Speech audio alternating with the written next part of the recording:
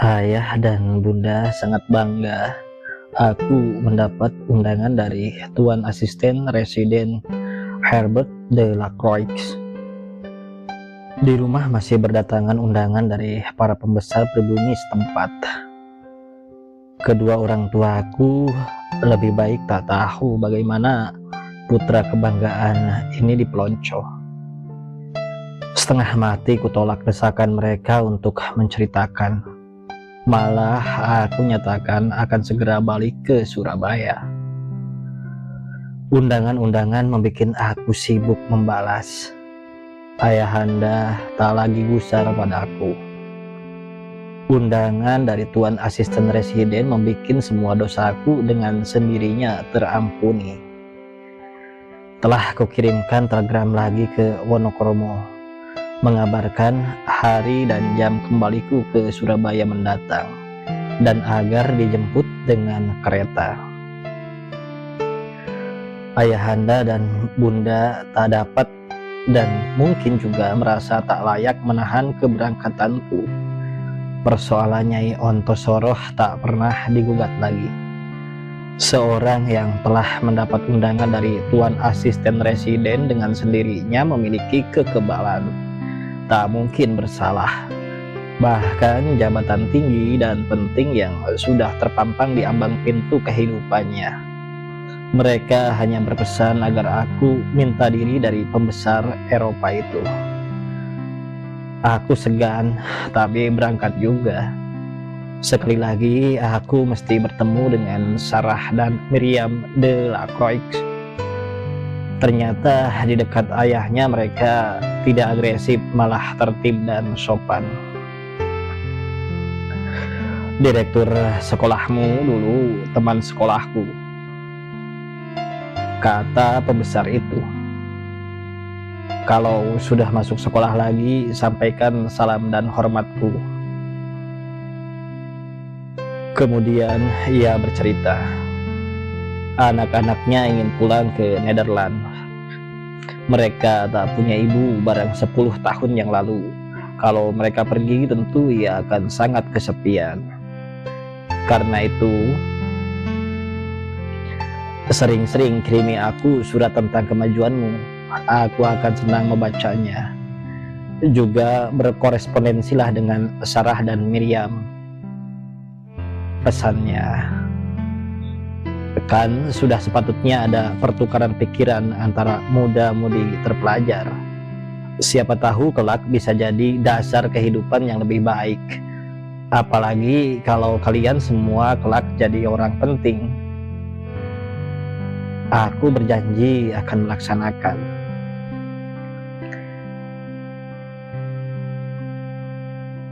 Mingke, kalau kau bersikap begitu terus, artinya mengambil sikap Eropa, tidak kebudak-budakan seperti orang Jawa seumumnya. Mungkin kelak kau bisa jadi orang penting. Kau bisa jadi pemuka, perintis, contoh bangsamu. Mestinya kau sebagai terpelajar sudah tahu bangsamu sudah begitu rendah dan hina. Orang Eropa tidak bisa berbuat apa-apa untuk membantunya. Pribumi sendiri yang harus memulai sendiri. Kata-katanya menyakitkan. Ya, setiap kali wujud Jawa disakiti orang luar, perasaanku ikut tersakiti. Aku merasa sepenuhnya Jawa. Pada waktu ketidaktahuan dan kebodohan Jawa disinggung, aku merasa sebagai orang Eropa. Begitulah pesan-pesan yang menimbulkan banyak pikiran itu aku bawa serta dalam hati. Aku bawa serta dalam kereta cepat yang membawa aku kembali ke Surabaya. Sekiranya Tuan de Lacroix seorang Jawa, mudah bagiku untuk menduga maksudnya hendak mengambil diri jadi menantu. Tapi dia orang Eropa, maka tidak mungkin. Apalagi baik Sarah maupun Miriam lebih tua beberapa tahun daripadaku. Pembesar itu mengharapkan aku jadi contoh pemuka, perintis bangsaku sendiri. Seperti dongengan, Tak pernah yang demikian tersebut dalam cerita-cerita nenek moyangku. Apa mungkin ada orang Eropa benar-benar menghendaki? Dalam sejarah Hindia pun tak pernah terjumpai. Kompeni Belanda tak pernah mengistirahatkan senapan dan meriamnya. Dalam 300 tahun di Hindia, tiba-tiba ada seorang Eropa yang mengharapkan diri jadi perintis, pemuka, contoh bangsa. Dongengan tidak menarik, lelucon yang tidak lucu. Rupanya dia hendak membuat diri jadi kelinci percobaan dalam rangka teori asosiasi Dr. Snow Horgonye. Prek persetan, bukan urusanku. Beruntung aku suka mencatat, mempunyai perbendaharaan yang setiap waktu bisa memberi petunjuk dan peringatan. Ku gagapi tas untuk membacai surat-surat yang belum juga aku baca itu. Benar saja, isinya pemberitahuan tentang akan adanya resepsi pengangkatan ayahanda, juga perintah dan permintaan agar aku segera pulang. Pada surat abang malah dilampirkan permohonan cuti untuk direktur sekolah. Semua sudah berjalan lalu dengan kemenangan pada pihakku. Hei, mengapa si gendut agak sipit itu mengawasi aku saja? Ia berpakaian drill coklat, baik kemeja maupun celana panjangnya, juga bersepatu coklat, sepatu sebagaimana layaknya di gerbong kelas 1. Topinya dari lakan dengan pita sutra, tak juga lepas dari kepala, kadang diturunkan sampai menutup kening untuk mendapatkan kebebasan menebarkan pandang kemana saja ia suka. Bawaannya sebuah koper kulit kecil yang terletak di atas kepalanya, dan ia duduk di bangku di samping sana. Waktu kondektur memeriksa karcis, ia menyerahkan karcis putihnya, tetapi matanya melirik pada aku. Dari B ke Surabaya hanya ada beberapa stasiun singgahan dengan kereta cepat ini, dan si gendut tidak turun, tak ada persiapan. Jelas ia pun menuju stasiun terakhir. Stop. Tak mau aku memperhatikan dia. Perjalanan sekali ini hendak aku nikmati sebagai liburan, tidur nyenyak. Aku membutuhkan kekuatan dan kesehatanku sendiri. Kereta mendesau laju menuju Surabaya. Pada jam 5 sore, Surabaya telah ada di bawah roda kereta. Kuburan panjang itu mulai diterjang, dan kereta berhenti. Peron nampak lengang. Hanya beberapa orang sedang berdiri atau duduk menunggu atau berjalan mondar-mandir. Annelies, seruku dari jendela. Ia menjemput. Darah itu berlarian ke gerbongku, berhenti di bawahnya dan mengulurkan tangan. Tak ada apa-apa, Mas? Tanyanya. Si gendut melewati aku dengan menjinjing koper kecilnya. Ia turun lebih dulu, sejenak memperhatikan Annelies, kemudian berjalan perlahan menuju ke pintu keluar. Aku ikutin dia dengan mataku, dan ia tak jadi keluar, berhenti dan menoleh ke belakang pada kami. Ayo turun, menunggu apa lagi?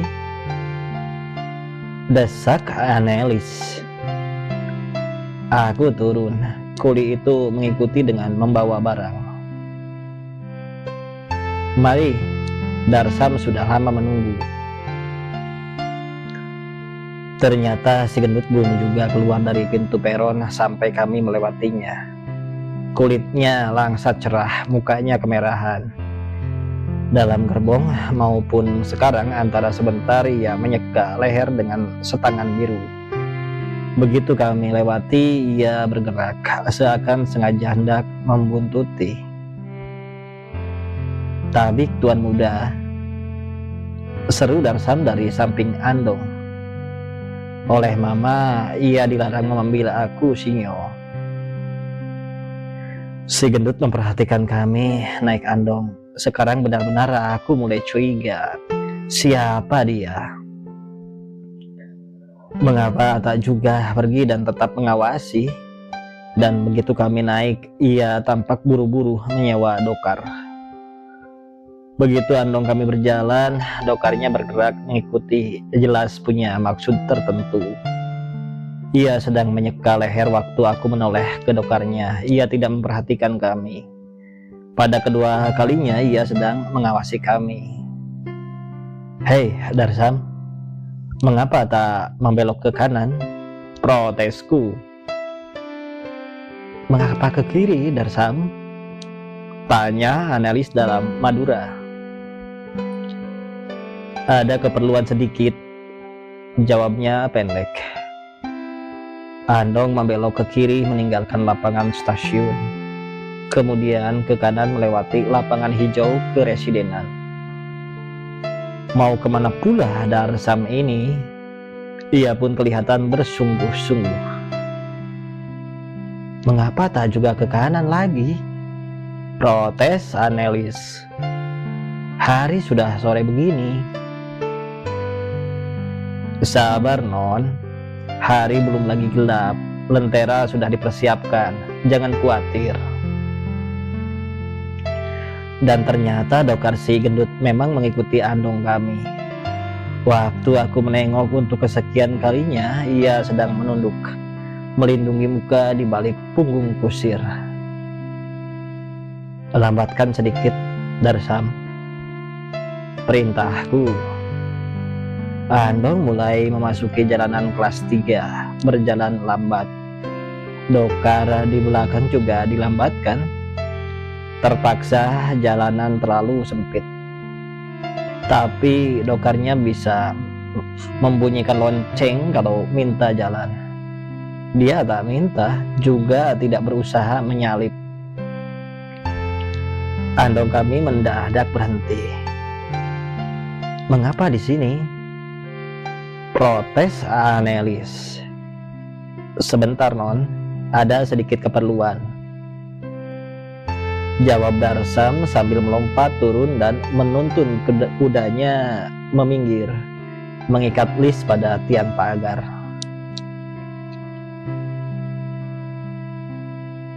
Dokar si gendut terhagu untuk melewati, tapi terpaksa lewat juga. Penumpang itu sendiri membuang muka sambil menyeka hidung dengan setangan birunya.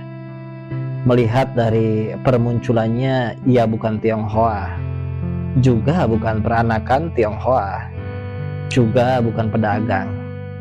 Kalau toh Tionghoa peranakan, boleh jadi dari kalangan terpelajar. Mungkin pegawai pada kantor Mayor de Cinezem, atau peranakan Eropa Tionghoa yang habis berlibur dan kini kembali ke tempat pekerjaan di Surabaya. Tapi mengapa mesti memperhatikan aku terus-menerus sejak B? Ia jelas bukan pedagang. Bukan begitu pakaian pedagang, atau ia seorang juru bayar pada Borsumis atau Gowerhits, atau mungkin sendiri Mayor de Cinezem. Tapi seorang mayor biasanya angkuh dan merasa setara dengan orang Eropa. Tak perlu memperhatikan diriku, bahkan tak akan peduli pada pribumi siapapun atau analis yang diperhatikannya. Tidak, ia sudah berlaku seperti itu sejak dari B. Non, tunggu sebentar di sini. Darsam ada sedikit urusan di warung itu, kata Darsam dengan mata ditujukan padaku, meneruskan. Tuan muda, silakan turun sebentar. Aku turun dengan sikap waspada tentu. Kami memasuki warung kecil, sebuah gubuk bambu beratap genteng. Ada apa ke situ, Darsam? Tanya Nelis curiga dari atas andong. Darsam menoleh menjawab, mulai kapan Non tidak percaya sama Darsam? Aku sendiri juga menjadi curiga. Si gendut dan dokarnya berhenti di kejauhan sana. Sekarang Darsam pula bikin tingkah. Tinggal duduk di situ, An, kataku menenteramkan. Namun mataku terus juga mengawasi tangan dan parang pendekar Madura itu. Dalam warung terdapat hanya seorang langganan yang sedang duduk minum kopi. Ia tak menoleh waktu kami masuk. Nampaknya sedang melamun atau pura-pura tak tahu. Atau sekutu si gendut juga seperti Darsam ini. Dengan sikap perintah ia silahkan aku mengambil tempat di bangku panjang di seberang langganan itu. Ia duduk begitu dekat padaku sampai dapat kudengar nafasnya dan tercium bau keringatnya.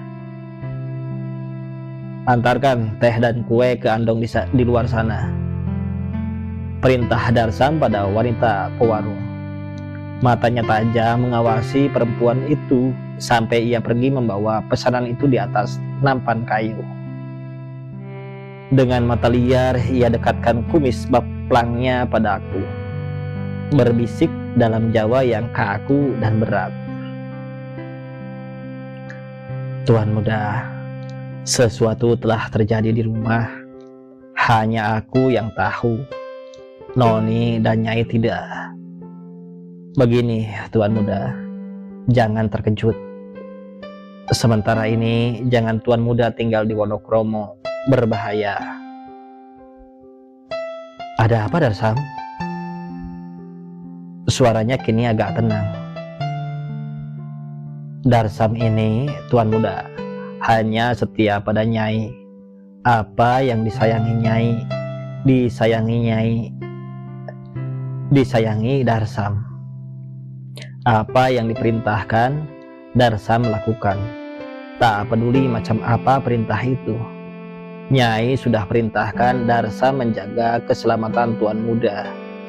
Aku kerjakan, Tuan muda. Keselamatan Tuan muda jadi pekerjaanku. Tidak perlu percaya, Tuan muda, hanya ikuti saja nasihatku. Aku mengerti tugasmu. Terima kasih atas kesungguhanmu. Hanya apa sesungguhnya telah terjadi. Nyai majikanku, Noni majikanku juga. Hanya yang kedua, sekarang Noni berkasih-kasihan sama Tuan muda. Darsam juga harus menjaga jangan sampai terjadi sesuatu.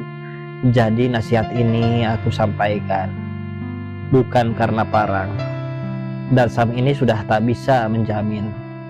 Tidak, Tuan muda, ada sesuatu yang belum lagi jelas benar bagi Darsam. Aku mengerti, tapi apa yang sedang terjadi? Pendeknya, Tuan muda akan kuantarkan pulang ke pemondokan di Keranggan, tidak ke Wonokromo. Aku harus tahu sebabnya. Ia terdiam dan mengawasi pewarung itu datang. Sudah selesai belum, Darsam? Sabar, Tuan muda, jawab Darsam tanpa menengok keluar. Melihat pewarung lewat, ia meneruskan bisikannya. Sinyor Robert, Tuan muda, dengan banyak janji dia perintahkan si Darsam ini membunuh Tuan muda. Aku sama sekali tidak heran. Tanda-tanda niat jahat pemuda itu telah aku kenal. Hanya apa dosaku terhadapnya? Hanya cemburu kiraku. Nyai lebih sayang pada Tuan muda. Dia merasa tak senang ada lelaki lain di dalam rumah. Dia bisa bilang terang-terangan padaku, mengapa menempuh jalan seperti itu? Anak kurang pikir, Tuan Muda. Justru karena itu berbahaya. Sekarang Tuan Muda sudah tahu, mengerti nasihatku. Jangan bilang pada Noni atau Nyai. Sungguh, jangan. Nah, mari berangkat. Ia bayar belanja tanpa menanyakan pendapatku. Dokar si gendut sudah tak tampak. Andong kami berangkat, dan di Wonokromo, kalau Darsam benar, seseorang menghendaki nyawaku yang cuma satu ini. Sepotong hari ini si gendut telah memata-matai aku sejak dari B. Barangkali memang tidak begitu salah marah ayahanda padaku.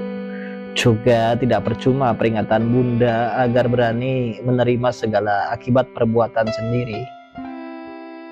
Ya, Robert Melema memang berhak menganggap aku menyerbu ke dalam kerajaannya. Paling tidak, aku menjadi tambahan beban bagi pikirannya. Dia sepenuhnya berhak. Annelies tak hendak melepaskan pegangannya pada tanganku, seakan aku ikan licin yang tiap saat bisa melompat keluar dari andong. Ia tak bicara, matanya merenung jauh. An, aku dapatkan uangmu dalam koporku, kataku. Ya, memang aku taruh di situ. Kau akan memerlukannya. Kau dalam perpergian tidak menentu, dan kau harus segera kembali padaku. Terima kasih, An. Aku tidak menggunakannya. Untuk pertama kali ia tertawa, dan tawanya tak menarik perhatianku. Lampu andong tak memantulkan sinarnya ke dalam andong. Gelap, kecantikan Annelies ditelan oleh kehitaman. Sekalipun tidak pun takkan menarik. Pikiranku sedang dipenuhi hal-hal seram, merampas segala yang dikatakan nikmat. Bumiku, bumi manusia ini, kehilangan segala kepastiannya. Semua ilmu dan pengetahuan yang telah menjadi diriku sendiri meruap hilang. Tak ada sesuatu yang bisa diandalkan. Robert, memang aku mengenalnya. Si gendut, aku telah mengenal bentuknya, juga sekiranya dalam kegelapan. Dalam melakukan kejahatan orang lain yang tak aku kenal, tak aku duga bisa jadi pelaksananya. Surabaya terkenal dengan banyaknya pembunuh bayaran dengan upah setengah sampai 2 rupiah. Dalam setiap minggu ada saja bangkai menggeletak di pantai, di hutan, di pinggir jalan, di pasar, dan pada tubuhnya tertinggal bekas senjata tajam. Andong menuju ke Keranggan. Mengapa sekarang ke sini? Annelies memprotes lagi. Masih ada urusan lain, Non. Sabar. Apa sekarang harus kukatakan pada Annelies? Belum lagi mendapatkan alasan Andong telah berhenti di depan rumah keluarga Telingka. Tanpa bicara, Darsam telah menurunkan barang-barangku. Mengapa diturunkan? Annelies memprotes lagi. An, kataku lunak. Dalam seminggu ini, aku harus menyiapkan pelajaran. Sementara itu, sayang sekali, aku tak bisa temani kau pulang. Terima kasih atas jemputanmu, An. Mintakan maaf pada Mama, ya. Benar-benar aku belum bisa ke Wonokromo. Harus tinggal di sini agar lebih dekat pada guru-guruku. Salam dan terima kasih pada Mama. Kalau sudah senggang, aku pasti datang. Kan selama ini Mas juga bisa belajar di sana. Tak ada yang mengganggu kau. Maafkan sekiranya aku jadi pengganggu. Suaranya setengah menangis. Tidak, tentu saja tidak. Katakan kalau aku telah jadi pengganggu, biar aku tahu kesalahanku. Suaranya semakin mendekati tangis. Tidak, An, sungguh tidak. Benar-benar tak bisa dihindari, ia menangis. Menangis seperti anak kecil. Mengapa menangis? Hanya seminggu, An. Seminggu saja. Setelah itu aku pasti datang. Kan begitu, Darsam? Benar, Non. Jangan menangis di tempat orang begini. Pada waktu itu hilang perasaanku sebagai seorang satria Jawa. Satria tanpa tandingan dalam angan sendiri. Tinggal hanya seorang pengecut telah menjadi takut hanya karena berita saja bahwa sang nyawa sedang terancam. Jangan turun, An. Duduk saja kau dalam andong. Dan kucium dia pada pipinya dalam kegelapan kendaraan. Aku rasai kebasahan pada mukanya. Mas, harus segera pulang ke Wonokromo. Pesannya dalam tangisnya mengalah. Jadi kau mengerti bukan? Ia mengangguk. Kalau semua sudah selesai, tentu aku akan segera datang. Sekarang aku harap kau mau dengarkan aku dan memahami keadaanku. Ya, Mas, aku tidak membantah. Jawabannya sayup. Sampai jumpa lagi, Dewiku.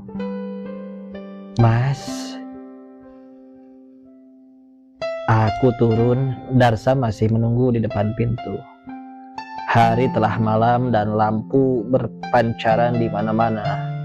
Hanya pikiran diri juga yang tanpa terang. Mengapa kau tak sampaikan pada Mama? Bisikku pada Darsam. Tidak, sudah begitu banyak kesulitan Nyai karena anak dan tuannya. Darsam harus urus sendiri pekerjaan ini. Tuan muda, sabar saja.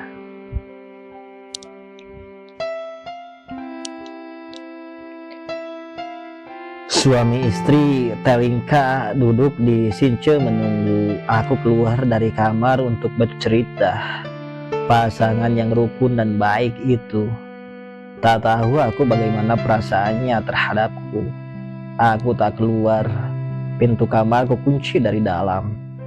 Ganti pakaian dan naik ke ranjang tanpa makan malam. Waktu hendak memadamkan lampu minyak, masih kuperlukan memandangi potret Ratu Wilhelmina. Bumi manusia, betapa seorang bisa menjadi kekasih para dewa begini. Aman dalam istananya, tak ada sesuatu kesulitan, kecuali mungkin dengan hati dan pikirannya sendiri. Sedang aku, kawulanya, yang dijanjikan oleh perbintangan akan bernasib bersama, bahkan di sudut-sudut bilik mungkin mengintip maut bikinan Robert Melema. Kamar diliputi kegelapan. Percakapan di ruang tengah sayup memasuki kupingku tanpa makna. Diri semudah ini dan nyawanya sudah ada yang menghendaki. Janji zaman modern gemilang dan menyenangkan seperti dikatakan guru itu. Tak sesuatu pun tanda dan alamat yang memperlihatkannya. Robert, mengapa kau segila itu? Pembunuhan karena cemburu soal asmara memang terjadi di seluruh dunia. Sisa kehidupan hewani para manusia. Khas. Pembunuhan karena kemakmuran juga warisan hewani yang khas pula. Kan begitu? Tapi kau lebih majemuk. Kau benci ibumu, asalmu, dan tidak mendapatkan kasih sayang daripadanya. Kau melata mengemis kasih sayang ayahmu, dan kau tidak digubris. Kau cemburu, Robert, karena kasih sayang ibumu melimpah padaku. Karena kau takut hak-hakmu sebagai ahli waris jangan-jangan juga melimpah padaku. Orang yang tidak berhak, seperti banyak disebutkan dalam cerita-cerita Eropa. kiranya di matamu aku hanya seorang kriminal. Karena aku sudah cukup jujur pada diri sendiri dan terhadap dunia. Lihat, aku hanya menghendaki nikmat dari jerih payahku sendiri. Yang lain tidak aku perlukan. Kehidupan senang bagiku bukan asal pemberian, tapi pergulatan sendiri. Kertakan dengan keluargaku sendiri yang selama ini mengajar aku demikian. Masalah yang lebih pelik daripada semua pelajaran sekolah. Dan kau pula, Darsam, semoga mulutmu tak dapat dipercaya. Semoga Robert tidak sejahat itu. Tapi kau sendiri yang menyembunyikan maksud tertentu dan jahat pula. Dan kau si gendut berkulit langsak, cerah, bermata agak sipit, sabar geledek, apa pula urusanmu denganku? Orang senecis kau, mungkinkah hanya pembunuh bayaran semata? Karena menghendaki harta dan anak melema. Dan Sarah dan Miriam Delacroix dan tuan asisten residen dan asosiasi. Hatiku meriut kecil, mengapa aku sepengecut ini?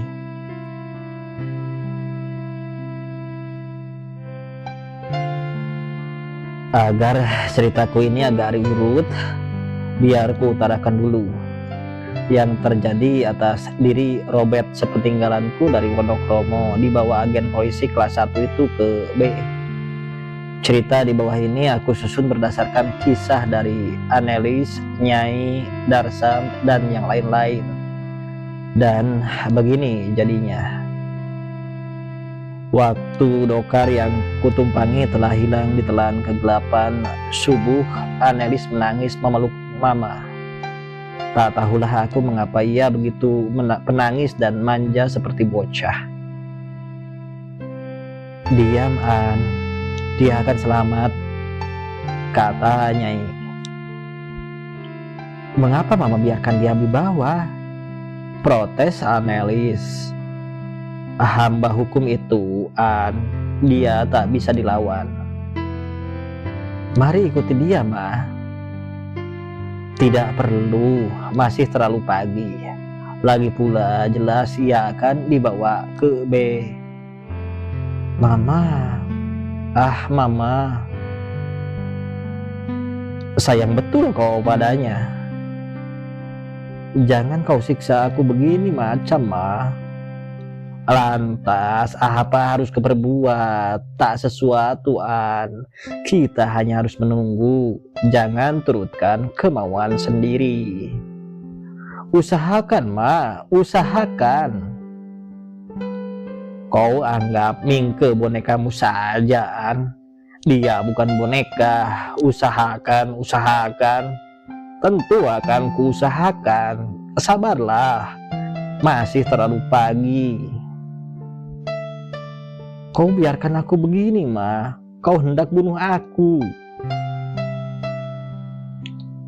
Nyai menjadi bingung. Ratapan seperti itu tak pernah ia dengar dari anaknya yang tak pernah mengeluh itu. Ia mengerti Annelies sedang dalam keadaan genting. Annelies kompanion kerja terpercaya. Ia tahu ia harus lakukan segala yang dikehendakinya, yang dianggapnya sebagai haknya. Ia bawa anaknya masuk untuk diistirahatkan di kamar. Dan Annelies menolak. Ia hendak tunggu Mingke sampai kembali. Tidak mungkin begitu, An. Tidak mungkin. Mungkin lusa atau lusanya lagi dia baru kembali. Dan Annelies mulai membisu. Mama semakin bingung. Ia tahu sejak kecil anaknya tak pernah meminta. Baru dalam minggu-minggu belakangan ini ia meminta. Bukan hanya meminta, mendesak, memaksa. Semua tentang Mingke. Selamanya ia seorang penurut, berlaku manis, jadi buah hati. Sekarang ia mulai jadi pembangkang. Anelis menuntut kembalinya bonekanya, dan ia hanya tahu ibunya.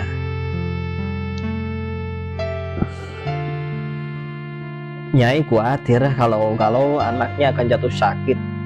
Ia semakin melihat munculnya gejala ketidakberesan pada anaknya.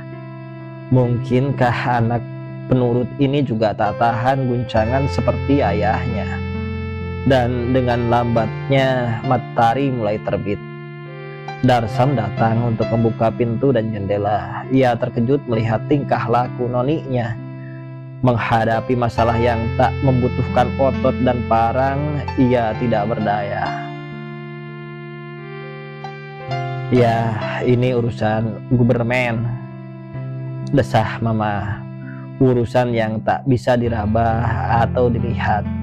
Urusan para jin negeri Jabal-Qat. Sekilas Mama teringat pada sulungnya. Pada kilasan lain ia juga mencurigainya telah mengirimkan surat kaleng pada polisi. Ia mencurigainya. Kilasan berikutnya ia hendak menyelidikinya. Panggil Robert kemari, perintah Mama pada Darsam. Dan Robert datang sambil mengocok mata. Ia berdiri diam-diam. Sekiranya tak ada Darsam, ia takkan datang menghadapi. Itu semua orang tahu. Dan ia berdiri tanpa bicara sepatah pun. Matanya memancarkan ketidakpedulian. Sudah berapa kali dan kepada siapa saja kau pernah kirimkan surat kaleng? Ia tak menjawab. Darsam menghampirinya. Jawab, Nyo, desak pendekar itu. Anelis masih juga berpegangan pada Nyai seakan mencari sandaran.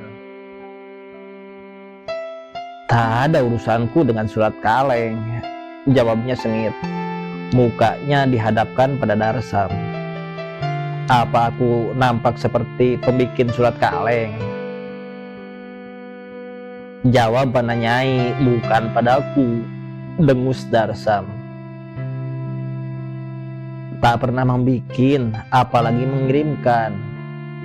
Sekarang mukanya ditujukan pada Mama. Baik, aku selalu berusaha mempercayai mulutmu. Apa sebab kau membenci Mingke? Karena ia lebih baik dan lebih terpelajar daripadamu. Tak ada urusan dengan Mingke, dia hanya pribumi. Justru pribumi kau membencinya. Lantas apa guna darah Eropa? Tantang Robert.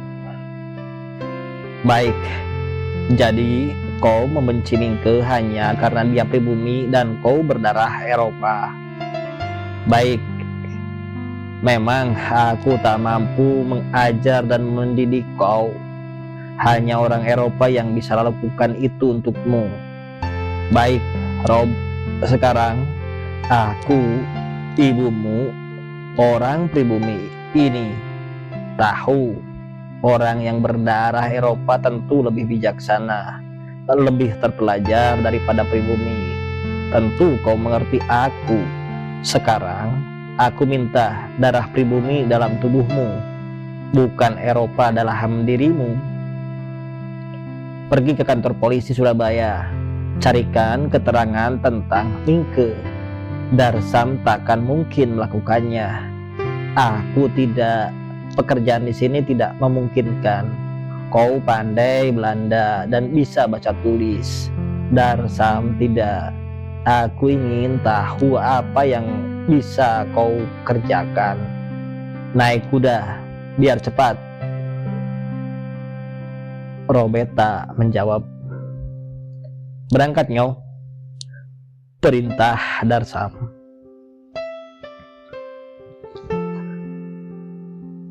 Tanpa menjawab, Robert melema berbalik dan berjalan menyeret sandal masuk ke dalam kamar dan tak keluar lagi. Peringatkan Darsam, perintah Mama. Darsa menyusul Robert masuk ke dalam kamar. Di luar dunia sudah mulai terang. Robert meninggalkan kamar dalam iringan pendekar Madura itu. Ia pergi ke belakang ke kandang kuda. Ia telah mengenakan celana kuda, bersepatu larsa tinggi dan pada tangannya cambuk kulit. "Kau tidur saja, An," hibur Nyai. "Tidak."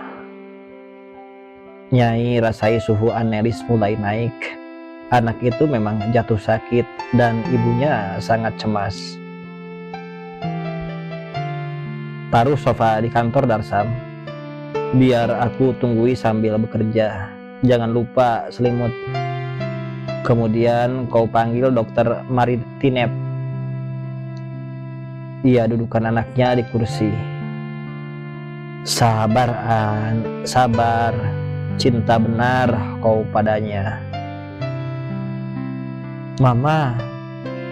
Mamaku seorang," bisik Analis. "Kau jadi sakit begini, An." "Tidak, Mama tidak melarang kau mencintai dia. Tidak, sayang. Kau boleh kawin dengannya kapanpun kau suka dan dia mau. Sekarang ini sabarlah." "Mama," panggil Anelis dengan mata tertutup.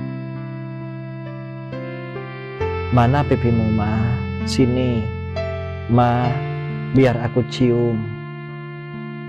Dan diciumnya pipi ibunya. "Tapi kau jangan sakit. Siapa akan bantu aku? Tega kau melihat Mama bekerja sendirian seperti kuda." "Mama, aku akan selalu bantu Mama." "Karena itu jangan kau sakit begini, sayang." "Aku tidak mau sakit, Ma." Badanmu bertambah panas begini, An. Belajar bijaksana, Nak. Dalam soal begini, orang hanya bisa berusaha dan hanya bisa bersabar menunggu hasilnya.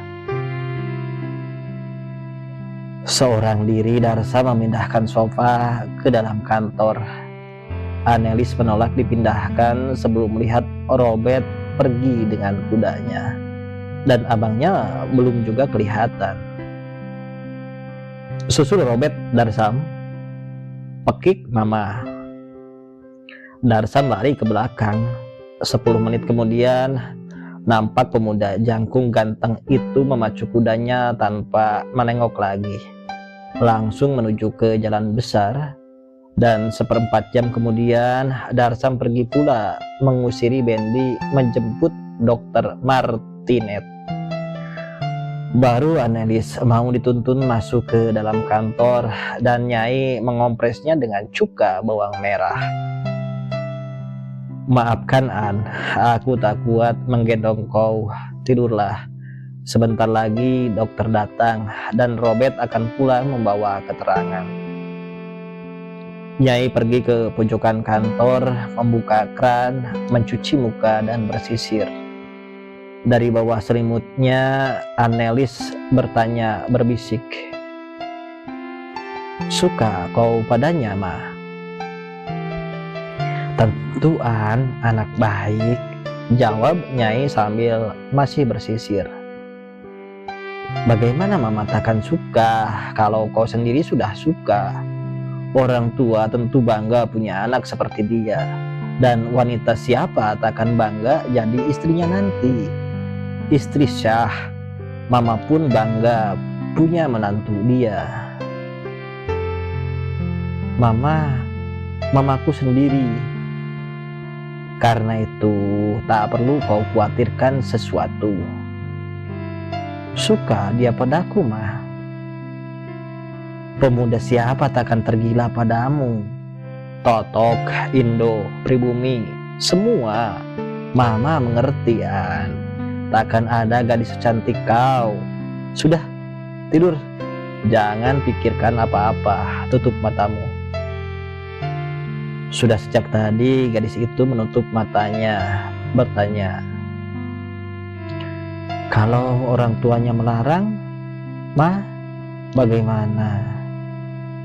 "Jangan kau pikirkan apa-apa," kataku. "Mama akan mengatur semua. Tidur diam-diam di situ. Biar aku ambilkan susu. Ingat, kau harus sehat. Apa kata Mingke nanti kalau kau jadi kuyu, tidak menarik? Gadis secantik apapun tak akan menarik kalau sakit." Nyai berseru dari kantor memanggil orang dapur. Tak lama kemudian yang dipanggil masuk membawa susu panas. "Nah, minum sekarang. Mama akan mandi dulu, kemudian cobalah tidur." Nyai pergi mandi. Waktu kembali ia membawa air hangat dan anduk dan mengurus anaknya. Anneli sudah tak bicara sepatah kata pun. Dokter Martinet datang, memeriksa sebentar, kemudian merawatnya. Ia berumur 40-an, sopan, tenang, dan ramah. Ia berpakaian serba putih kecuali topinya yang dari laken kelambu. Matanya yang sebelah kanan menggunakan kaca monokel yang terikat pada rantai emas pada lubang kancing baju sebelah atas. Darsan gopoh-gapah menyediakan sarapan untuk tuan dokter di kantor, dan bersarapan tamu itu dengan Nyai. "Nanti sore aku akan datang lagi, Nyai. Beri dia sarapan lunak sebelum tidur. Jangan sampai ada banyak bising. Pertahankan ketenangan. Hanya tidur saja obat dia. Pindahkan dia ke kamarnya sendiri. Jangan di kantor begini. Atau mari angkat sofa ini ke ruang tengah, jendela dan pintu tutup saja." "Dan bagaimana dengan Robert Melema?" Menurut cerita orang-orang Burderis, juga menurut saksi-saksi serta terdakwa di depan sidang pengadilan di kemudian hari, kejadiannya adalah seperti yang kususun di bawah ini.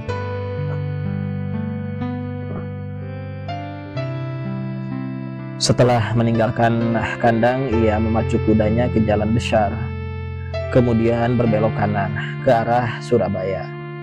Sesampai di jalan besar, ia hentikan kendaraannya, menengah ke kiri dan ke kanan, dan dipelankannya kudanya sambil menikmati pemandangan pagi hari. Boleh jadi ia merasa sebal. Bukan kepentingan seorang petualang Mingke ia harus bangun sepagi itu. Ke kantor polisi pula.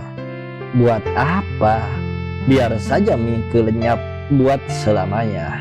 Dunia tanpa dia pun tak akan lebih miskin, tak akan lebih sengsara. Sebutir debu yang datang di bawah angin entah dari mana, dan mau bercokol dalam rumahnya entah untuk berapa lama. Kuda itu melangkah tak senang hati karena memang belum makan pagi, belum lagi minum manis.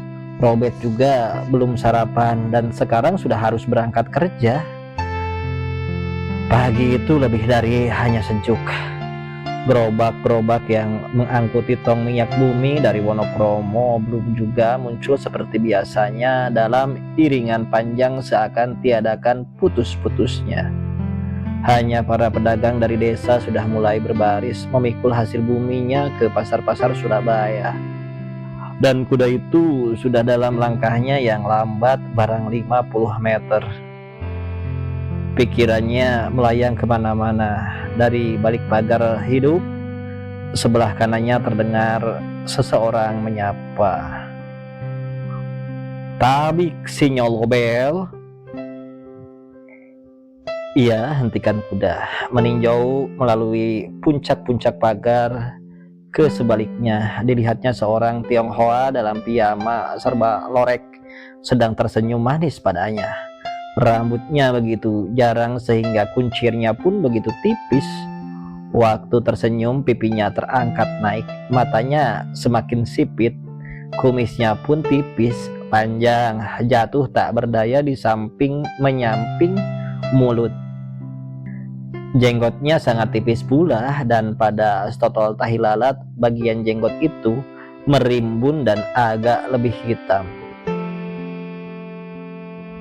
Tabiknya, ulangnya waktu melihat Robert nampak ragu untuk menjawab. Tabik, babah Ahyong, jawab Robert sopan mengangguk disertai senyum. Tabiknya, bagaimana kabarnya? Baik, babah. Baru kali ini kulihat babah. Di mana saja selama ini? Biasanya banyak urusan. Bagaimana kabar tuan? Baik, babah. Sudah lama tak kelihatan. Biasa, bah, banyak urusan. Kelihatan pintu rumah babah terbuka hari ini, juga jendela. Ada apa hari ini, bah? Luar biasa barangkali. Hanya hari bagus, nyo. Hari pelesil sekarang. Ayo, nyo, mampir. Senyum Yong bagi ini membuat tawar kesebalan Robert, juga kebenciannya pada yang serba Tionghoa. Tak pernah ia ingin berkenalan dengan orang Tionghoa. Ditegur pun ia tak akan sudi menjawab pada kesempatan lain, apalagi memasuki pekarangan dan rumahnya. Tapi sekarang ia sungguh-sungguh tertarik untuk mengetahui sesuatu. Baik, bah, aku mampir sebentar. Dan Robert membelokkan kudanya masuk ke pelataran tetangganya. Ia belum pernah mengenal babah Ahyong, hanya mengira saja itulah orangnya. Belum lagi turun tetangganya telah berlarian menyambutnya. Ia lihat orang berkuncir itu bertepuk tangan. Seorang sinkeh tukang kebun datang dan mengambil kuda dari tangannya, kemudian menuntun binatang itu ke belakang. Robert dan Ahyong berjalan sejajar pelan melalui jalanan batu cadas menuju ke gedung yang biasa terbuka pintu dan jendelanya itu. Mereka masuk. Semua jenjang tangga depan sekarang tertutup anyaman tali sabut kelapa, dan ruang depan rumah tak berserambi itu sangat luas, diperaboti beberapa since jati berukir. Di sebuah pojokan terdapat sice bambu betung belang bonteng coklat. Dinding dihiasi cermin dari berbagai ukuran berisikan kaligrafi Tionghoa berwarna merah. Sebuah rana kayu berukir tembus menutup mulut koridor yang terdapat di tengah-tengah gedung. Beberapa jambang besar dari tembikar menghiasi ruangan itu tanpa isi, berdiri di atas kaki dengan naga melingkar. Tak ada hiasan lantai, juga tak ada potret Sri Ratu Wilhelmina. Bunga-bungaan juga tak terdapat dimanapun di ruang depan ini. Ahyong membawanya ke sice bambu yang terdiri atas 3 kursi dan sebuah bangku panjang yang menghadap ke pelataran depan. Tuan rumah duduk di situ dan Robert di tentangnya. Nyo, sudah lama bertetangga begini, tidak pernah datang berkunjung.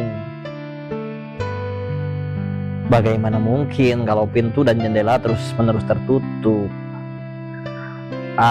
Nyo, yang benar saja, mana bisa rumah ini terus tertutup. Baru hari ini kulihat terbuka. Kalau bukan seperti ini, Nyo Lobel, tentu aku ada di rumah. Kalau tidak, di rumah mana? Di rumah mana? Hahaha. Ia tertawa senang. Minum apa, Nyo? Biasanya apa? Whisky, brandy, Togna, Walls, Ciu atau alat biasa. Sausing barangkali yang putih, kuning, hangat, dingin saja, atau malaga, atau keling. Wah, bah, sebagai ini, apa salah dengan kacang horeng? Bagaimana? Setuju, bah, sangat setuju. Hai, bagus, Nyo. Senang dapat tamu seperti si Nyo. Hanteng, kakak, tidak pemalu, muda, semua ada pada si Nyo. Kaya, wahahaha. Ia bertepuk tangan dengan gaya anggun, tanpa meneleng, tanpa menoleh, seperti maharaja.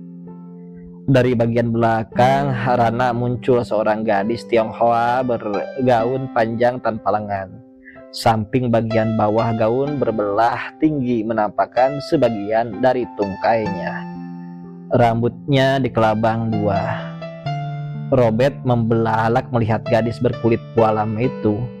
Matanya seperti tak dapat dipindahkan dari belahan gaun sampai gadis itu begitu dekat dengannya, dan menaruh botol whisky, gelas-gelas loki, dan kacang goreng sangan di atas meja.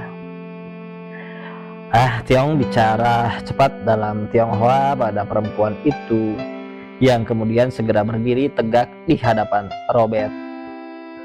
Hai, nah, Nyo, coba taksil sendiri perempuan ini.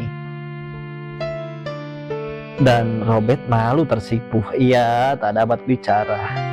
Mata dan mukanya jatuh ke tempat lain seperti direnggutkan setan. Hanya ini si Min Hua. Tak suka si Nyo padanya. Ia mendaham. Baru datang dari Hong Kong.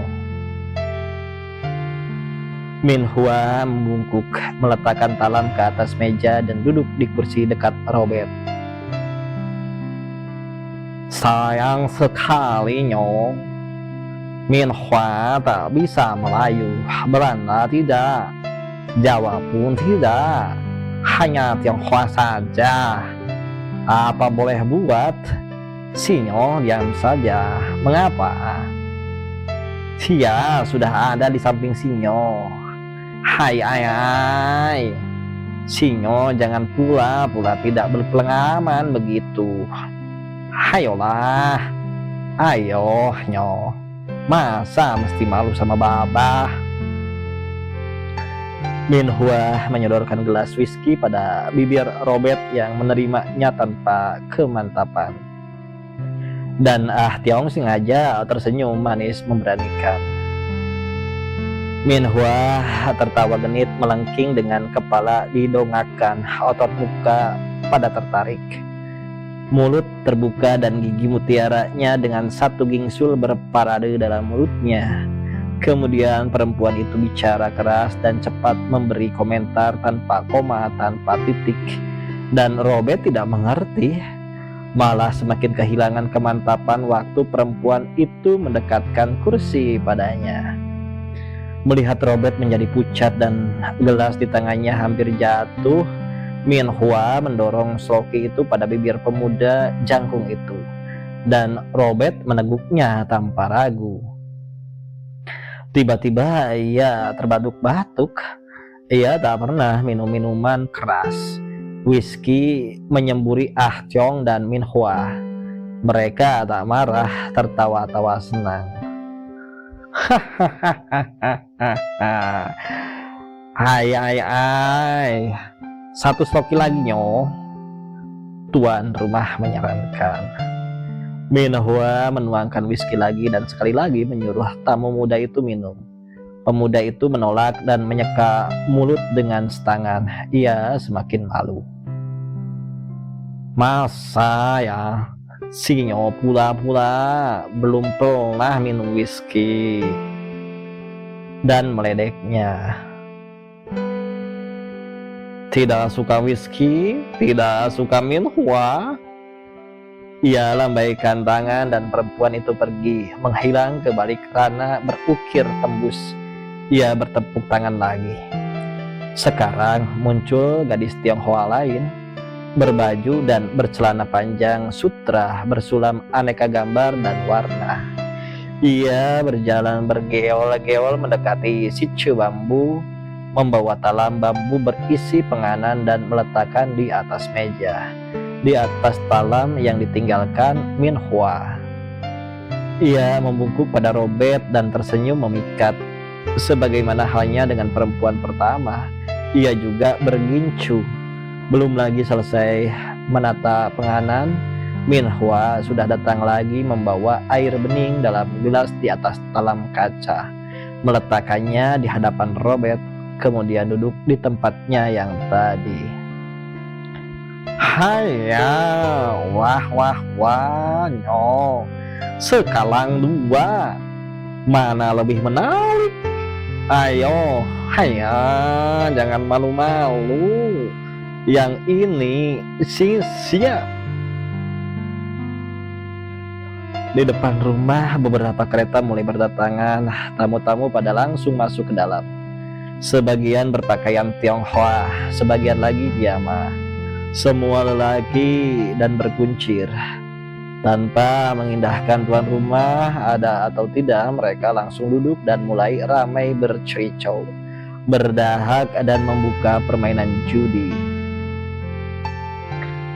Hai, tak ada yang disukai lupanya si Nyo ini, desau Ah Tiong dan menggerakkan tangan menyuruh mereka pergi untuk melayani para tamu.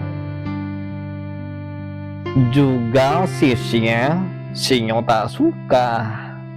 Ia berdiri dan memanggil Sisi. Begitu wanita itu datang lagi, Ah Tiong menariknya dan mendudukannya di samping Robert. Haya, siapa tahu si Nyo lebih suka ini. Dan Robert nampak masih sangat malu, kacau antara mau dan takut. Babah meneruskan tawanya, asik melihat pemuda yang kebingungan itu. Dan tamu-tamu lain sama sekali tak mengindahkan mereka yang di pojokan. Sekarang Sisi ribut bercericau dengan suara keras, cepat.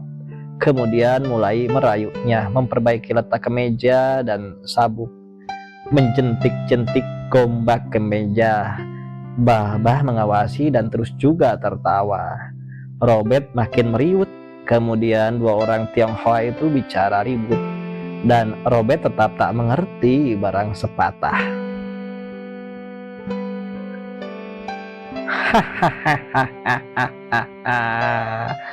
Baik Nyo, memang si Nyo tak suka luan-luannya. Xie bangkit dan menghilang di balik rana dan Ah Tiong bertepuk 4 kali. Robert menyesal setengah mati barangkali. Ia menunduk.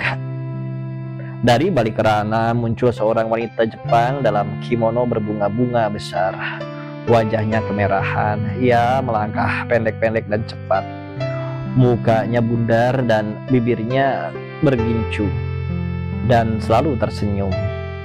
Rambutnya terkondai. Ia langsung duduk di samping tuan rumah. Waktu tertawa nampak salah sebuah gigi sarinya dari emas. Hanya lihat sini Nyo, ini perempuan lagi. Barangkali karena tak mau menyesal untuk kesekian kali, Robert memberanikan diri memandangi wanita Jepang itu. Hahaha. Nah Nyo, ini Maiko, baru 2 bulan datang dari Jepang. Belum sampai habis bicara Maiko telah bicara cepat bernada tinggi dalam Jepang. Juga Robert tidak mengerti, namun ia telah memberanikan diri menatapnya. Ah Tiong menutupkan tangannya pada mulut wanita itu dan berkata, "Ini kepunyaanku sendiri, boleh juga kalau Sinyo suka. Duduk saja sini, dekatnya." Seperti anjing diamangi tongkat majikan, Robert berdiri, lambat-lambat bergerak pindah duduk di kursi panjang, mengapit Maiko. Hahaha, hanya jadi Sinyo setuju yang ini. Maiko, baik. Ia tertawa mengerti. Kalau begitu aku pergi saja, terserah pada Sinyo. Tamu itu mengikuti tuan rumah pergi dengan matanya, dan Ah Tiong mencampurkan diri dengan para tamu yang makin banyak juga, bermain kartu, karambol, atau mahjong. Ia berjalan lambat, meneliti meja demi meja, kemudian datang lagi ke since bambu, berdiri di hadapan dua sejoli yang tak dapat berhubungan kata satu dengan yang lain. Ya, memang susah Nyo. Maiko tak mengerti Melayu, apalagi Belanda. Bagaimana bisa Sinyo tak pernah bergaul dengan noni-noni Sepang? Tak pernah ke Kembang Jepun barangkali? Lihat pun baru sekali ini, Bah. Baru Robert memperdengarkan suaranya. Hanya lugi Nyo, lugi. Jadi anak muda berduit di setiap rumah pelesiran Tionghoa seperti ini hampir selalu ada noni Sepang. Lugi Nyo, lugi. Tidak pernah masuk rumah lampu melah di kota, tidak Kembang Jepun di Betawi. Memang benar-benar lugi Nyo, Lobel. Noni Jepang melulu. Kasihan, mali. Ia menyilahkan dengan gaya kaisar. Mereka bertiga berjalan, Babah di depan, Robert melema di belakang, Maiko terakhir. Kuncir Ah Tiong bergoyang sedikit pada setiap langkah karena tipisnya tak menyapui baju piyamanya. Mereka melewati ranah berukir tembus. Maiko terus-menerus bicara dengan suara memikat dan melangkah pendek-pendek cepat. Bau minyak wangi memenuhi udara. Mereka memasuki koridor yang diapit oleh kamar-kamar pada kiri dan kanannya, tanpa perabot kecuali hiasan dinding. Beberapa perempuan Tionghoa muda sedang bicara satu sama lain di sana-sini. Semua berdandan dan berhias rapi dan menyambut Ah Tiong dengan sangat hormat. Kemudian juga pada Robert dan tidak pada Maiko. Robert memperhatikan setiap orang yang jangkung pendek, kurus gemuk, montok krempeng, semua berbibir merah, tersenyum atau tertawa. Hanya perempuan-perempuan cantik begini hiburan hidup Nyo. Sayang Sinyo tidak suka yang Tionghoa. Ia tertawa menusuk. Hahaha. Nah, semua kamar berhadap-hadapan. Sinyo boleh pakai yang mana saja selama tidak terkunci. Ia buka sebuah pintu dan menunjukkan pedalamannya. Baik perabot maupun kebersihannya sebanding dengan kamarnya sendiri, hanya kurang luas dengan peralatan lebih indah. Buat Sinyo ada kamar raja, kamar kehormatan, kalau Sinyo suka. Ia berjalan lagi dan membuka pintu kamar lain. Nah, ini kamar raja yang kumaksud. Hanya Tuan Mario boleh pakai ini, kebetulan dia sedang pergi ke Hong Kong. Perabot di dalamnya semua baru dan dengan gaya yang Robert tak tahu namanya, juga tak mengurusi. Di pintu Babah bertanya pada temunya tentang pendapatnya, dan Robert tak punya sesuatu pendapat kecuali mengiyakan kebagusannya. Ah Tiong, Robert dan Maiko mengikuti. Pelabot terbaiknya, balu, selesai dibuat gaya Prancis sejati. Memang Tuan Major suka segala yang Prancis. Ini buatan tukang-tukang Prancis kenamaan. Pelabot paling mahal nyo dalam gedung ini. Di pojokan sana ada lemari kecil. Di atas kenap itu ada whisky dan sake. Apa saja sih nyo suka? Sice, lemari gantung, sofa, kursi pancang, katanya sambil menunjuk perabot itu satu demi satu. Lancar pelukil begini bikin tidur lebih tenang dan senang, bukan Maiko? Dan Maiko menjawab dengan bungkukan dan suara perlahan cepat genit seperti murai. Haya, mah nyo senang berpelesil. Robert dengan mata mengikuti Ah Tiong melangkah keluar, memperhatikan kuncirnya sampai ia hilang dari balik daun pintu.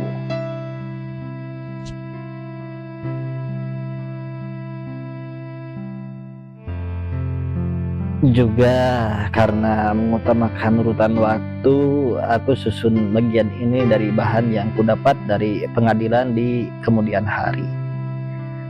Sebagian terbesar didasarkan pada jawaban-jawaban Maiko melalui penterjemah tersumpah dan kutulis dengan kata-kataku sendiri.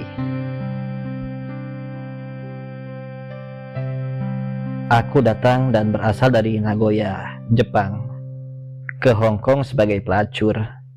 Majikanku seorang Jepang yang kemudian menjual diriku pada seorang majikan Tionghoa di Hong Kong. Aku sudah tidak ingat siapa nama majikan kedua itu. Beberapa minggu di tangannya terlalu pendek untuk dapat mengingat namanya yang sulit diucapkan. Ia menjual diriku pada majikan lain, juga orang Tionghoa. Dan dengan begitu aku dibawa belayar ke Singapura. Majikan ketiga ini kukenal hanya pada namanya Ming. Selebihnya aku tak tahu. Ia sangat puas dan senang padaku karena tubuhku dan layananku mendatangkan banyak keuntungan baginya. Majikanku yang keempat seorang Jepang Singapura. Ia sangat bernafsu untuk memiliki diriku. Tawar-menawar yang cukup lama, akhirnya dibelinya aku seharga $75 Singapura. Harga tertinggi untuk wanita umum Jepang di Singapura. Memang aku bangga tubuhku lebih mahal dari wanita umum dari Sunda, yang biasanya menduduki tempat tertinggi dan termahal dalam dunia pelesiran di Asia Tenggara. Tetapi kebanggaanku tidak terlalu lama umurnya, hanya 5 bulan. Majikanku orang Jepang itu kemudian terlalu benci padaku. Aku sering dipukulinya, malah pernah aku disiksanya dengan sundutan api rokok. Soalnya karena langgananku semakin berkurang juga. Memang demikian resiko yang dapat menimpa diriku, bukan sekedar sipilis biasa. Dalam dunia pelacuran yang terkutuk ini dinamai sipilis Birma. Aku tak tahu mengapa dinamai demikian. Dia masyhur tak terobati dan lelaki dirusak dan dihancurkan lebih cepat dan lebih sakit. Perempuan bisa tak merasa sesuatu untuk waktu agak lama. Maka majikanku menjual aku dengan harga $20 pada majikan Tionghoa, majikan kelima. Dibawanya aku ke Betawi. Sebelum jual beli terjadi, majikanku yang lama membawa aku masuk ke dalam kamar. Dipukulinya dadaku dan pinggangku sampai pingsan. Setelah siuman, aku ditelanjanginya dan ditotoknya bagian-bagian tubuh untuk mematikan syahwat. Ia bernama Nakagawa. Pada keesokannya baru aku diserahkan pada majikan lain itu. Pada hari pertama majikan baruku hendak mencoba aku. Aku menolak. Kalau dia tahu aku berpenyakit terkutuk itu, tentu aku akan kena aniaya lagi. Mungkin sampai mati. Bukan sesuatu yang luar biasa seorang pelacur dibunuh oleh majikannya dan disembunyikan atau dihancurkan entah di mana mayatnya. Pelacur makhluk lemah tanpa pelindung.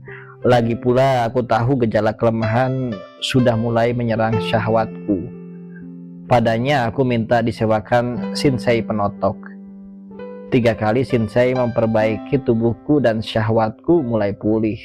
Namun aku tetap menolak dicoba oleh majikanku. Beruntunglah dia mengalah.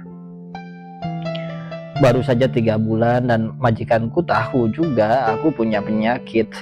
Ia marah. Itu kuketahui hanya dari air mukanya dan nada suaranya karena aku tak mengerti Tionghoa. Langganan semakin berkurang. Orang menghindari tubuhku dan ia menjadi jengkel. Siang malam aku berdoa jangan kiranya ia menganiaya diriku. Tidak, boleh juga ia menganiaya diriku asal jangan simpananku dirampasnya.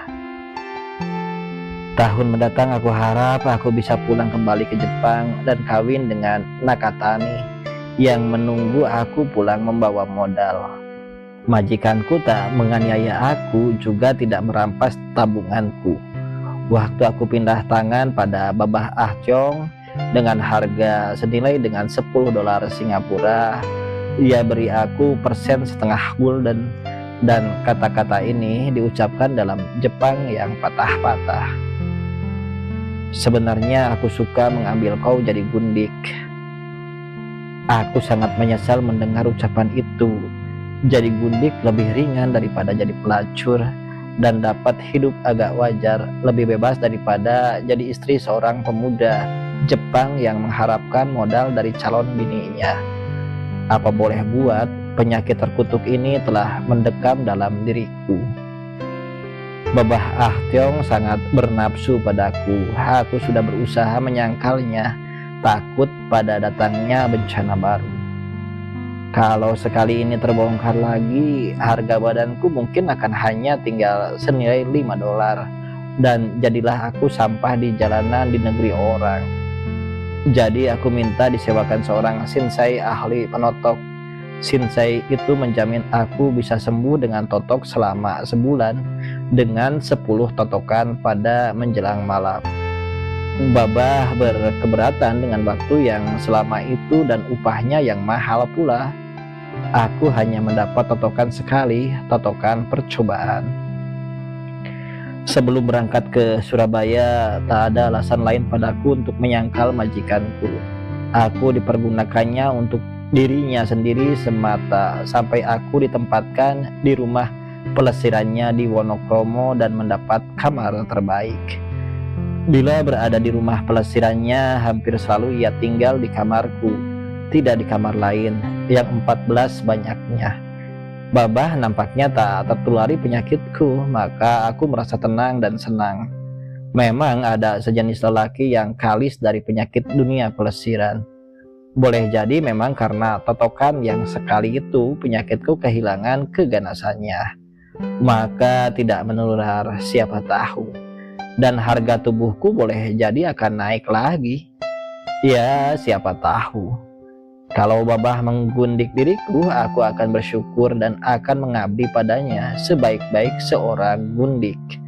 Kalau tidak, 11 bulan lagi cukuplah waktuku jadi pelacur dan aku akan pulang. Setidak-tidaknya aku sudah terlalu mampu untuk menebus diriku dari majikan terakhir. Bulan itu pun habis. Babah ternyata terkena sifilis Birma juga.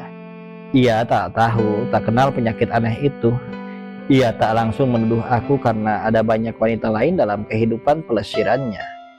Lagi pula kami berdua tak bisa bicara satu pada yang lain. Bahwa ia mengidap penyakitku ketahui waktu pada suatu hari 14 orang pelacurnya dari berbagai bangsa dibariskannya telanjang bulat di hadapannya, dan ditanyai seorang demi seorang tentang penyakit mereka. Pada tangan kanannya ia membawa cambuk tarik kulit, dan tangan kiri mengukur suhu yang mencurigakan yang keluar dari kelamin para wanita celaka itu. Aku sebagai perempuan Jepang satu-satunya tidak dicurigai. Di dunia pelesiran di atas bumi ini, pelacur Jepang selalu dianggap paling bersih dan pandai menjaga kesehatan. Senyawa dengan jaminan bebas penyakit, maka aku tak diperiksa. 3 orang disingkirkan dari barisan. Ah Tiong memerintahkan pada para perempuan sisanya, kecuali aku, untuk mengikat mereka dengan tali. Mulut mereka disumbat. Ah Tiong sendiri yang menghajar tubuh mereka dengan cambuk kulit, tanpa mengeluarkan suara dari mulut mereka yang tersumbat dengan selendang. Mereka adalah kurbanku, dan aku diam saja. Memang susah jadi pelacur. Bila terkena sakit kotor harus segera melapor, dan majikan segera menganiaya. Sebaiknya orang membisu sampai dia mengetahui melalui jalan yang tersedia. Tapi penganiayaan juga yang bakal datang. Setelah 3 wanita itu sembuh dari penganiayaan, mereka dijual pada seorang tengkulak Singapura untuk dibawa ke Medan. Aku tetap tidak tergugat di rumah pelesiran Ah Tiong. Sampai sejauh itu hanya dia seorang saja yang kulayani. Maka aku tak terlalu lelah. Kesehatan dan kesegaranku rasa-rasanya hendak pulih, juga kecantikanku. Hampir setiap orang Tionghoa kayaknya mempunyai suhian, rumah pelesiran sendiri. Di Hong Kong, Singapura, Betawi, maupun Surabaya, sama saja adat mereka, yaitu menggilirkan rumah pelesirannya masing-masing di antara mereka. Begitulah, maka pada suatu hari rumah pelesiran Babah Ah Tiong mendapat giliran. Pagi-pagi tepukan tangan Babah telah memanggil aku keluar. Keluarlah aku. Memang ada rencana untuk berjudi pagi, sore, dan malam hari, baru untuk pelesiran. Beberapa orang tamu sudah berdatangan di ruang depan bermain kartu, mahjong, dan karambol. Sebenarnya aku sudah gelisah. Giliran pada rumah pelesiran ini jangan-jangan membuat majikanku melepas aku pada tamu-tamunya. Siapapun tahu, perempuan Jepang sangat disukai mereka. Berapa orang harus kulayani bila Babah sampai melepas aku? Ternyata memang ia perintahkan aku melayani tamunya. Seorang anak muda jangkung, bertubuh besar, kuat dan ganteng, sehat dan menarik. Seorang keturunan Eropa, namanya Robert. Sebenarnya iba hatiku melihat kemudian harinya. Sepintas kelihatan ia seorang pelonco yang belum banyak pengalaman. Siapa tidak kasihan melihat anak semuda itu harus terkena penyakit celaka. Sebentar nanti kalau dia menghendaki tubuhku, menanggung seumur hidup, mungkin juga cacat atau mati muda karenanya. Aku perhatikan air muka majikanku. Ia main-main atau sungguh-sungguh. Nampaknya ia tak menyesal melepas diriku untuk Robert. Sekaligus aku mulai mengerti, dia telah tahu juga aku yang menularinya dengan penyakit itu. Sebentar lagi ia akan jual aku pada orang lain, atau ia akan paksa aku menebus diriku sendiri dengan entah berapa puluh dolar. Aku merasa sangat sedih pada pagi itu. Setelah Babah membawa Robert dan aku ke dalam kamar dan menguncinya dari luar, tahulah aku harus bekerja, dan bekerja sebaik-baiknya. Aku harus buang segala kesedihan dan was-wasku. Robert duduk di kursi panjang. Segera aku berlutut di hadapannya dan mencabut larsa dari kakinya. Sepagi itu, kaus kakinya kotor dan nampak tak terawat sebagaimana mestinya. Dari lemari kuambilkan sepasang sandal. Tak ada yang cocok ukurannya. Kaki itu sangat besar. Apa boleh buat? Baru kemudian aku tarik kaus dari kakinya yang kokoh dan kuat itu. Sandal hanya kuletakkan di depannya, tidak aku pasangkan. Sandal jerami itu akan hancur kemasukan kakinya. Ia tidak mengenakannya, nampaknya ia seorang yang banyak bertimbang-timbang. Robert tidak bicara apa-apa, hanya memandangi aku dan segala tingkah lakuku dengan mata terheran-heran. Ku lepas kemejanya yang bersaku dua, ia diam saja. Ku ketahui dua-dua kantong itu kosong. Ku persilahkan ia berdiri dan ku lepas celana kudanya. Aku lipat dan kugantung di dalam lemari, sekalipun aku tidak rela karena kotor dan baunya. Pakaian dalamnya nampak telah lebih seminggu tidak diganti. Terlalu kotor, ia kelihatan agak malu. Itulah pemuda Robert, tidak mempunyai sesuatu kecuali kemudaan dan kesehatan, kegantengan dan nafsu birahinya sendiri. Aku mulai berpikir lagi, apa sebab Babah melepas aku pada pemuda tak punya sesuatu apa ini? Pasti ia takkan menjual diriku, juga takkan memaksa aku menebus diriku karena penyakit terkutuk ini. Nampaknya ia tetap belum tahu tentang penyakitku. Aku agak senang dan tenang dengan pesangon pikiran itu. Dari dalam lemari lain kuambilkan untuknya selembar kimono Tuan Mayoru. Aku lepas pakaian dalamnya dan aku kimonoi dia. Ia masih duduk diam-diam. Kuambilkan untuknya cawan anggur penguat, biar takkan terlalu menyesal ia di kemudian hari terkena penyakit yang akan bersarang abadi dalam tubuhnya.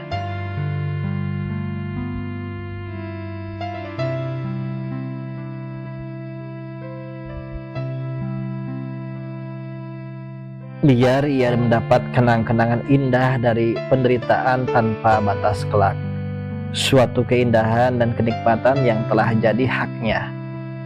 Diteguknya anggur penguat itu dengan masih tetap mengawasi aku dengan mata terheran-heran. Dalam pada itu aku juga terus bicara lunak tanpa henti agar tak merusak suasana hatinya. Memang itu merupakan bagian dari pekerjaanku yang majemuk sebagai pelacur. Tentu saja ia tidak mengerti barang sepatah pun. Walau begitu tak ada kata-kata buruk kuucapkan.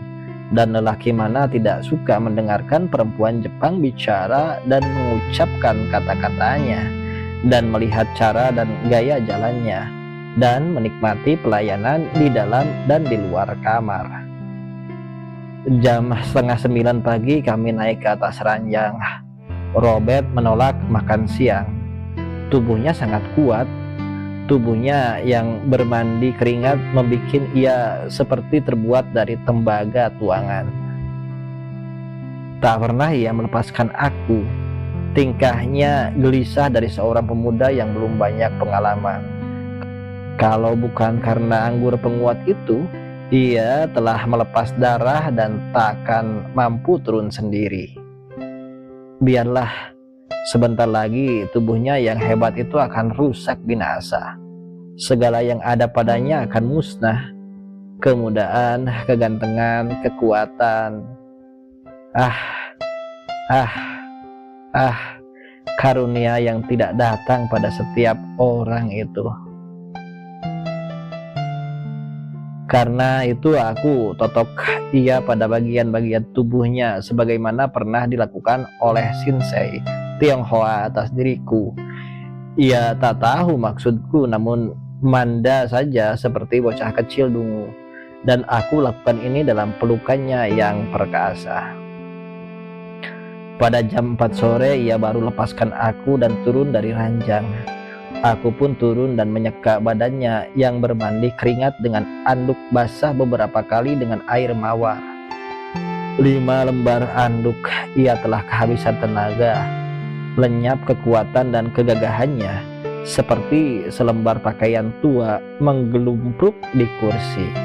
Ia minta pakaiannya. Aku ambilkan dan kukenakan padanya selembar demi selembar, juga kaos kaki dekil bau itu, dan larsanya yang berat dari kulit talenta. Setelah itu aku gosok rambutnya dan aku pijiti kepalanya biar tidak pening.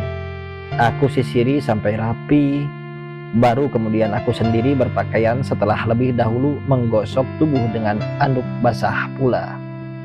Nampaknya ia sangat puas.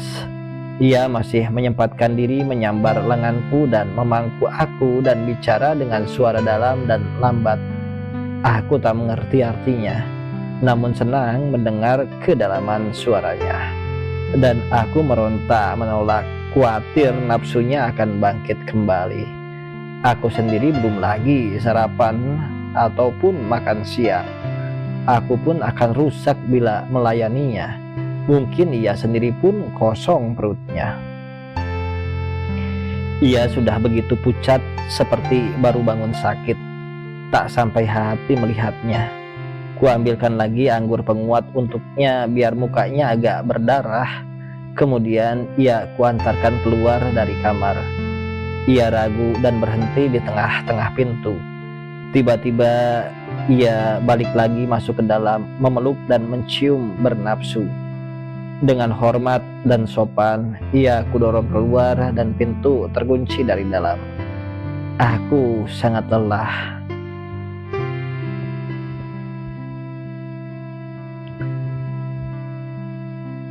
Di bawah ini, jawaban-jawaban Babah Ah Siong di depan pengadilan diucapkan dalam Melayu, dibelandakan oleh penterjemah tersumpah, dan telah kususun sendiri menjadi begini. Pada waktu itu, aku sedang berada di kantor rumah pelesirianku. Kira-kira jam 4 sore, lonceng dari kamar raja berdenting minta dibukakan pintunya dari luar. Aku sendiri yang keluar dari kantor untuk melayani.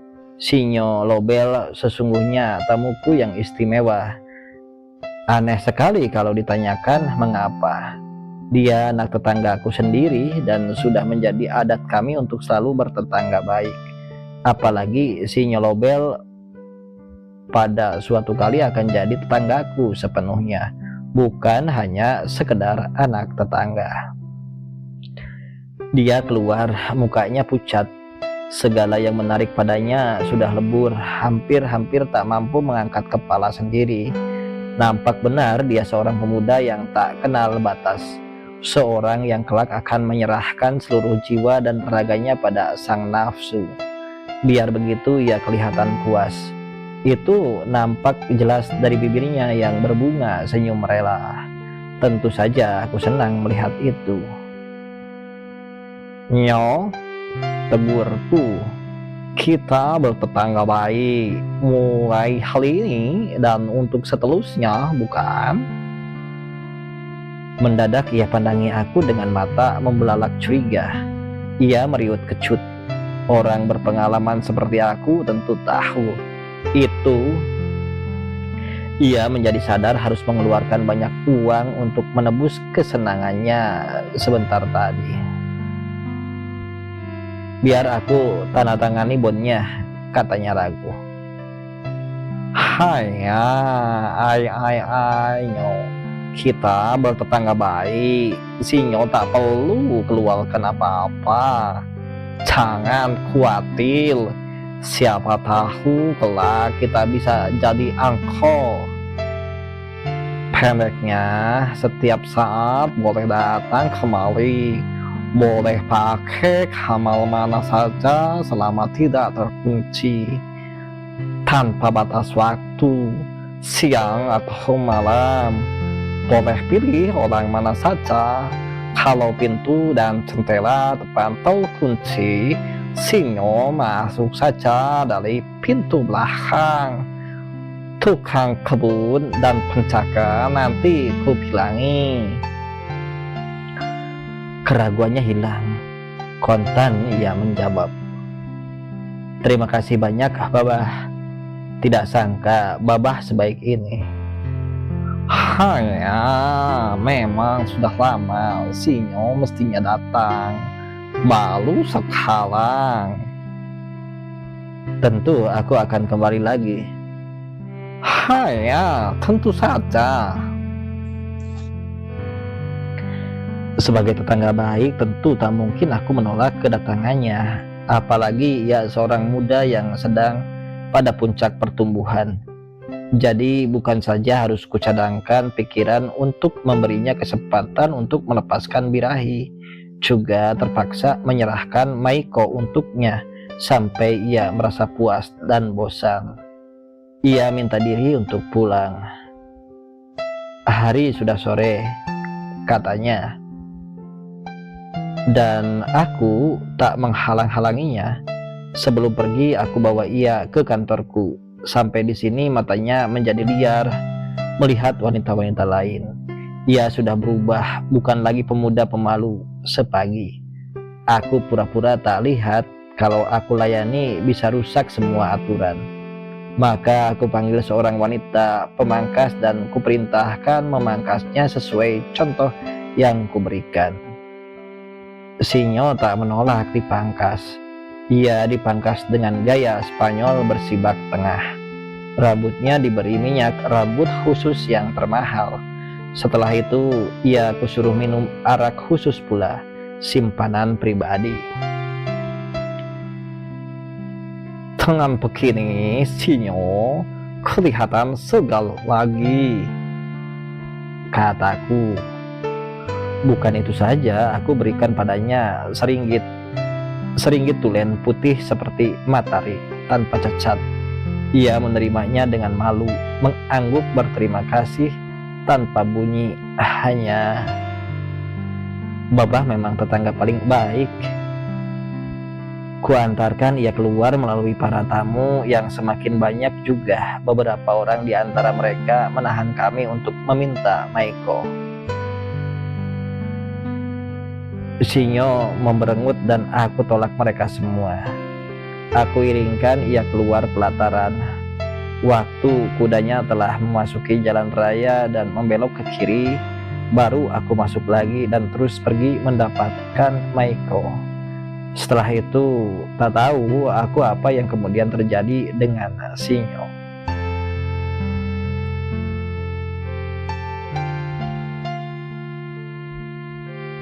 Dan di bawah ini cerita yang kususun dari cerita Nyai dan Anelis tentang Robert Melema. Pada jam 2 sore, Anelis bangun dari tidur. Panas badannya telah turun. Segera ia menanyakan apakah Robert sudah pulang.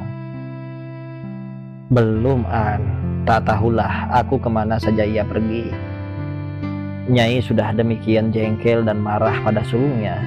Ia perintahkan Darsam untuk tidak meninggalkan tempat. Pengantaran susu, keju, dan mentega ke kota diserahkan pada kusir-kusir lain. Bahkan pengawasan kerja di belakang diserahkan pada orang yang belum lagi layak menjadi mandor. Biar dia kutunggu di depan, Ma, ujar Anelis. Tidak, kau tunggu di sini atau di luar sana sama saja.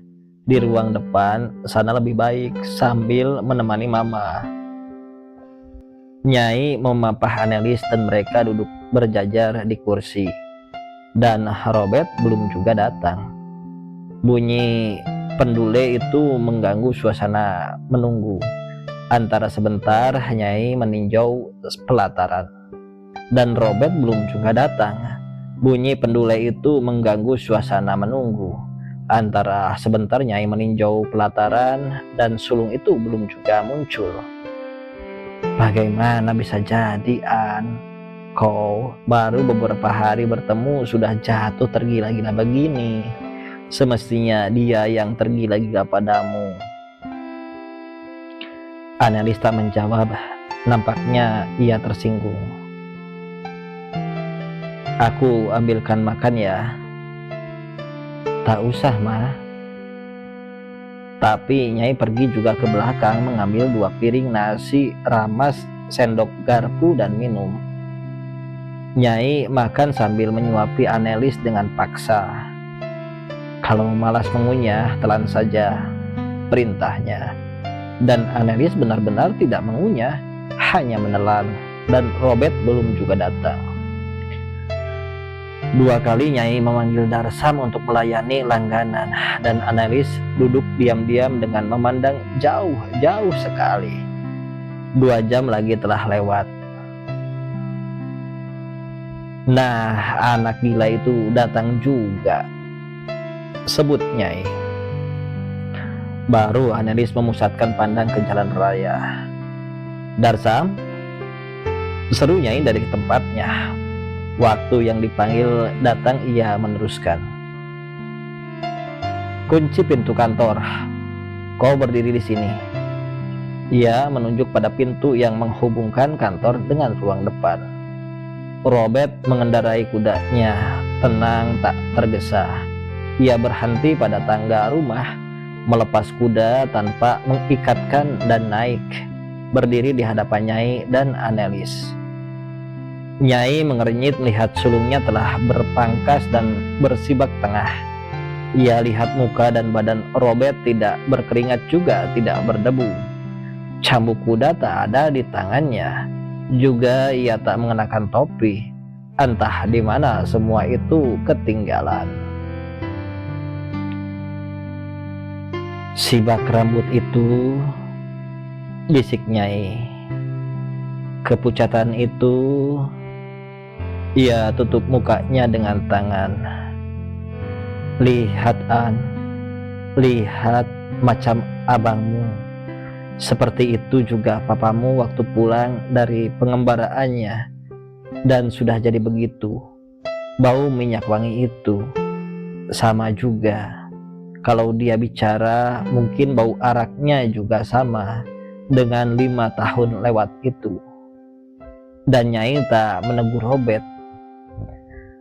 Annelies memandangi abangnya dengan mata mengimpi.